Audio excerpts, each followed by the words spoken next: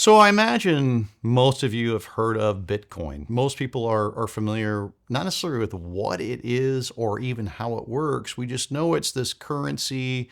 There's a lot of distrust, but a lot of people are interested. Maybe you know there's a lot of volatility. The question becomes, and I get this question all the time, working with people around the country, should Bitcoin be a part of my portfolio? And whether or not it's a part of your portfolio, I think a basic understanding of how it works is important. Let's take a minute to understand what is Bitcoin? How does it work? Let's not get too far into the weeds on Bitcoin. Let's just look at the basics and help you understand how it works. I'm an investment advisor and a fiduciary. I work with people around the country when it comes to investing their retirement assets. Our goal is to help individuals get higher returns with reduced risk, net of our fee. That's the value approach. Bitcoin is interesting. It's not something that an investment advisor or an advisor can just go buy Bitcoin for you and put it in your portfolio. You can't go into the stock market and buy Bitcoin. You can't do any of those things. If you want to buy Bitcoin, you certainly can, but there are very, very interesting ways to do it. I don't know if everybody knows this, but you can literally open up a Venmo account, if you know what Venmo is, and you can buy Bitcoin through Venmo.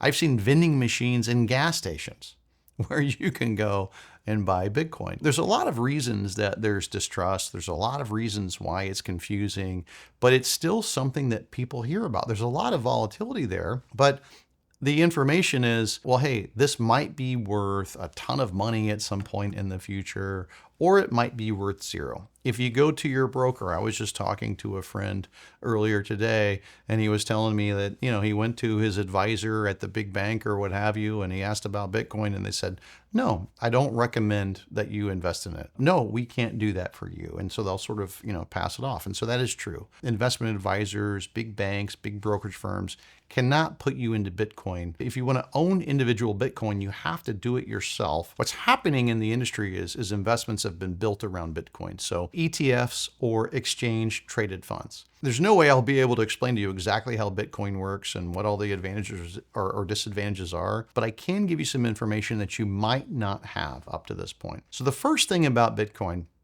is that it's a limited asset. So they have limited the amount of Bitcoin, in theory, for eternity. And it's at 21 million of these coins. All right. So one of the advantages potentially to Bitcoin is scarcity. So if you understand scarcity, if there's only so much of something, and then it becomes more valuable, and you're not going to make more of something, the value of that goes up and up and up.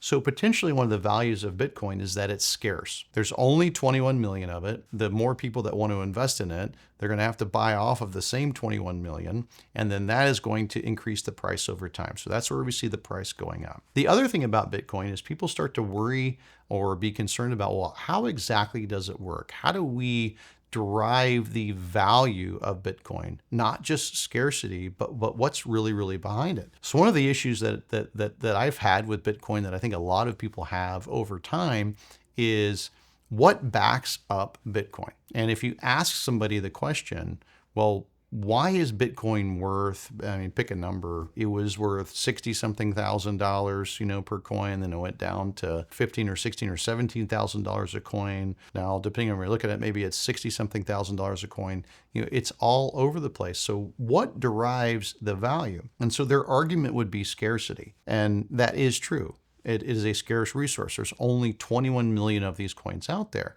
But at the same time, the way that we get confidence in something like our savings at the bank, markets, or what have you, is what is backing it up. And the idea is that it's the gold standard. And I'm not going to get into the gold standard, but the idea would be is like if everything goes belly up, what is actually backing up my currency? Scarcity is important. And then how could you trust Bitcoin? So I want to talk about there's only 21 million of these coins out there, so scarcity. And then so what I find very, very interesting about Bitcoin, not that I'm an advocate of Bitcoin, but I just want you to understand more about it, is what's referred to as open source software. So not everybody's going to understand how that works. The idea behind Bitcoin is anybody, anywhere, anytime can download the software to be able to trade or look at Bitcoin. It's open, it's free to everybody in the entire world.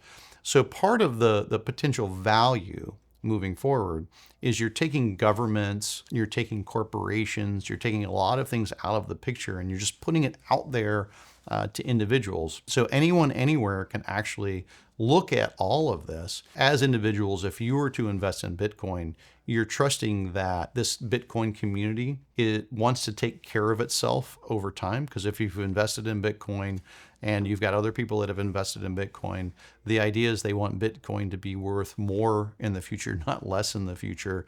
And so you literally have hundreds of thousands, millions of people that all have access to all of the data, and that's likely to potentially help you. So I want individuals to know whether it should or should not be a part of your portfolio. Understand that it's a scarce resource.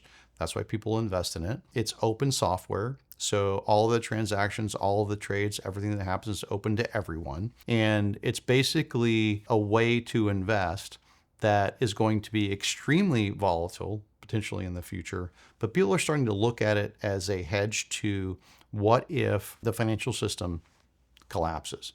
What if governments collapse? What if we have a war? I mean, all of these what ifs, they're looking at it as a way that is separate from government, separate from everything else that's going on. It's individuals that again, have this open source network and they can potentially invest. And so saying all of that is starting to look like an alternative to gold. So if you've looked at gold commercials on TV or anywhere else, what are they selling? They're saying, hey, listen, if things get really, really bad, gold is a resource that you could invest in, that over time, if things really, really collapse, you might want to invest in. If you've thought about Bitcoin, if you're wondering how it works, again, as an investment advisor, I cannot sell you Bitcoin. That's not what this is about. But I want to inform people and help you understand how it works. We've only gone over two things. It's a scarce resource and it's open software.